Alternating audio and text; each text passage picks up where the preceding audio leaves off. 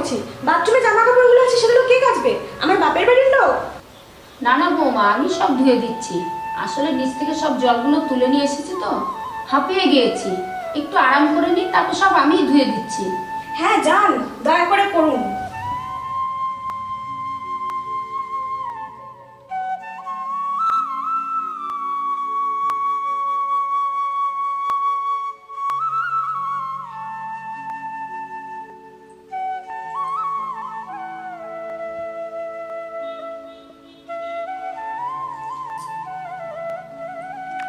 ও মা গো, ও আহ আহ আহ পায়ে কি হলো?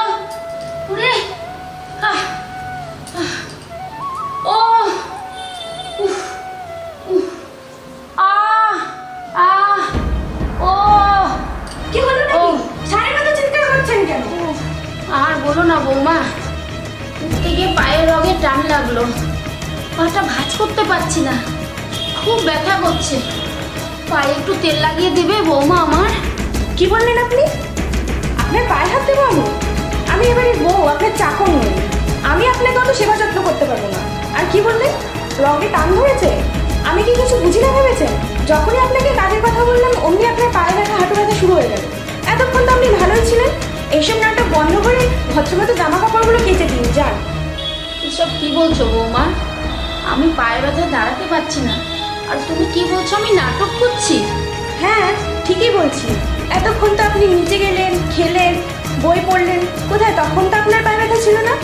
যেই আমি কাজের কথা বললাম অমনি আপনার পায়ে ব্যথা শুরু হয়ে গেল। ঢং ঢং করছেন আপনি। এসব ওই বুড়ো বড়ের কাছে গিয়ে আপনি ঢং করুন। এখানে এসব চলবে না। এখানে থাকতে হলে আমার কথা মতো চলতে হবে। বৌমা, তুমি আমাকে এত বড় কথাটা বলতে পারলে? আমি ভাবতে পারিনি তুমি আমাকে যে এইভাবে কথা শোনাবে। হ্যাঁ, বলতে পারলাম। সারাদিন বসে বসে আমার বরের টাকা অন্য ধ্বংস করছেন, আর সারাদিন পায়ে ব্যথা হাঁটু ব্যথা বলে নাটক করছেন। যান, অত কথা না বলে জামা কাপড়গুলো কেচে ফেলুন। হ্যাঁ বৌমা, যাচ্ছি। হ্যাঁ যান।